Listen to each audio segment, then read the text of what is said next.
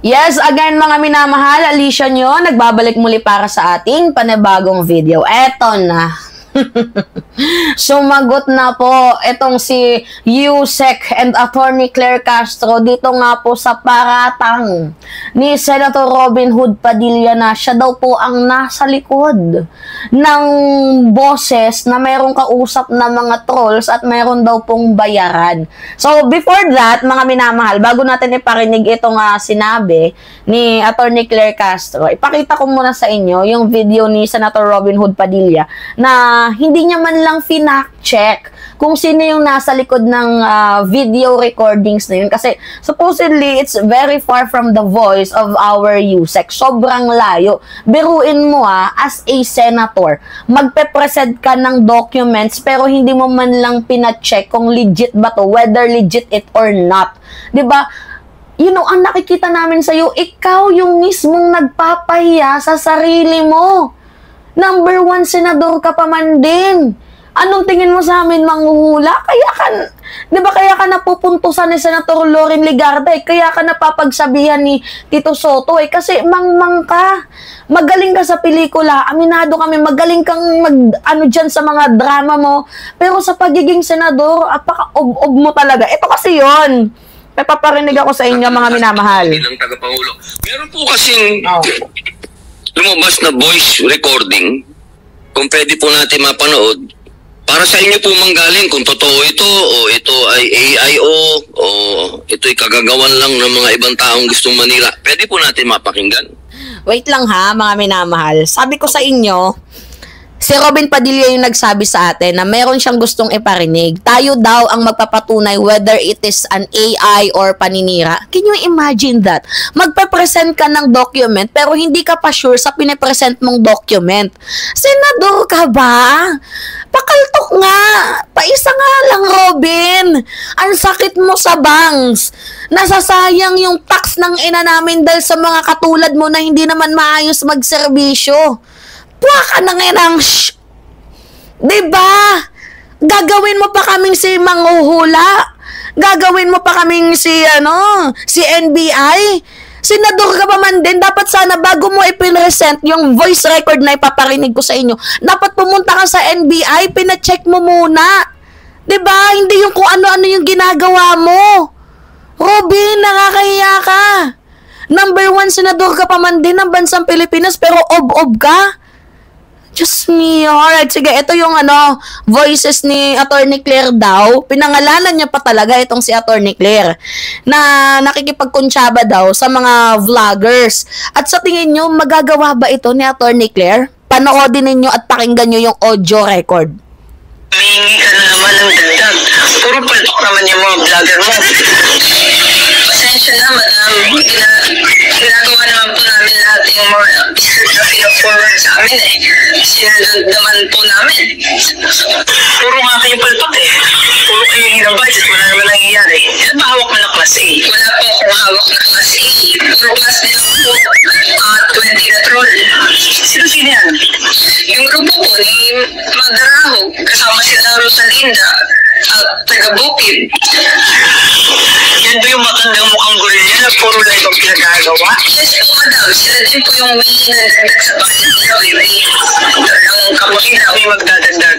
Puro naman walang kwentang ginagawa ng mga yan.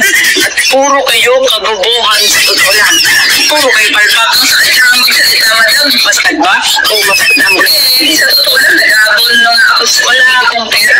Dahil sa kaingin ito si Madara. Wala akong pakialam at problema mo yan. Napakabubo ng mga kinuha mo. Ay, nagsasawa na rin po ako, madam. Ganito na lang. I resign. Starting today. And remind lang po kita.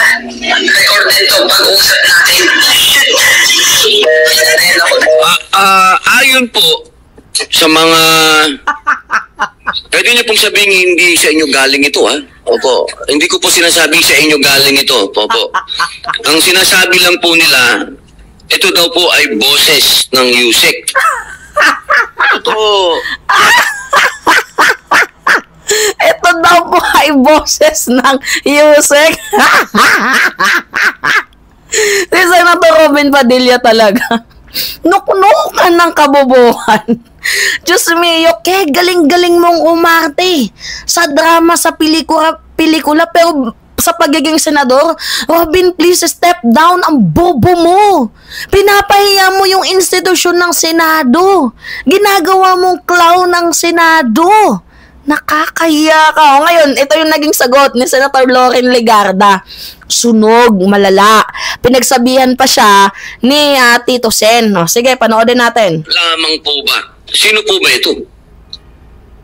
I have no idea. I was about to ask you, who is it supposed to be? Can you please state on the record? Ang sabi po nila, ito daw po ay voice recording ni Yusek Claire Castro. Na daw siya po ay may kausap ng mga vlogger.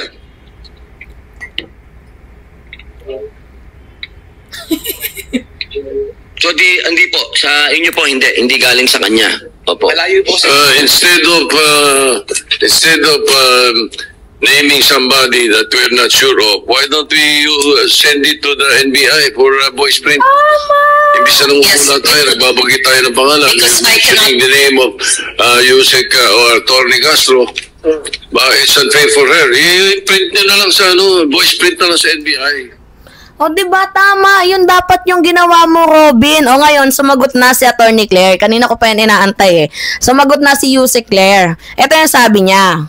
Sige, pakinggan natin. For the satisfaction of Senator Robin Padilla,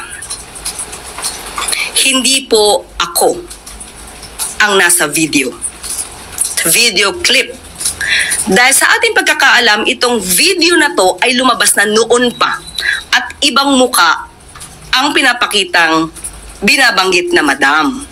Hindi nga po ito kinover ng mainstream media. Dahil lumalabas, ayaw nila maging lihitimong balita ito nang hindi naman nila alam ang source. Yeah. So, I deny that the person or kung sino man sa dalawa dun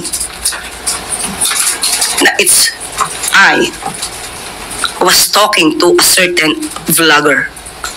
Now, si Senator Robin ay nagpapanukala ng anti-troll farm bill.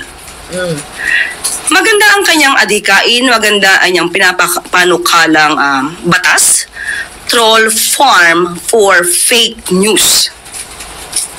Sana maging modelo din po si Senator Robin. Modelo na hindi magpapagamit o magpapabiktima sa troll farm na nagpapakalat ng fake news. Sabi nga po ni Senator Loren kahapon, you should know first your source. Yes! And since dininay niyo po na kayo, ma'am, Mas maganda po itanong niyo po sana kay Senator Robin, saan niya po ba nakuha ito? Anong source ito galing? Yan. Sa ating pagkakaalam, hindi ito galing sa mainstream. Yan. Kung galing ito sa mga troll, obligasyon niya pong magsabi kung saan yung source. Diba? Ang kabaliwan talaga ni Robin. Diyos me. Pakaltok nga, Robin. Napaka-mong tao. Diba? Imagine anti-troll farm bill. No? Maganda naman talaga yung layunin, pero ikaw napapagamit ka sa mga trolls. Hindi ka ba nahiya na sarili mong batas na pinapagawa, ikaw yung unang nasusunog? Robin naman. Tama na. You should rest. Tama na yung pamamahiya. Hindi circus ang Senado. Hindi clown ang Senado. Yan po ay karespe-respetong institusyon. Dinamay mo pa sa Senator Loren Legarda. Dinamay. Kaya ka pa napagsabihan ni Senate President kasi mangmang ka. Palpak ka. Kaya magkakaroon ng katinuan sa pag-iisip itong si Senator Robin Hood Padilla. Ang dami mong hanash. Nakakahiya ka sobra. Yan lang yung masasabi ko. Isa kang kahihiyan sa buong Pilipinas na naging senador ka. Magpapasa ka ng batas na anti-troll farm, tapos ikaw mismo, biktima ng mga troll. Ikaw mismo, hindi nagbe-verified ng mga source. My God, Robin. Mag-isip ka habang maaga pa. Tigil mo na yan, Robin.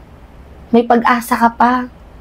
Huwag mo nang ipahiya yung sarili mo. Tigil mo na yan, Robin. Tama na. Diba? Tama na, Robin. Huwag na. Nakakaloka ka. Tumigil ka na. Yun lang. Diba? Alright, mga minamahal.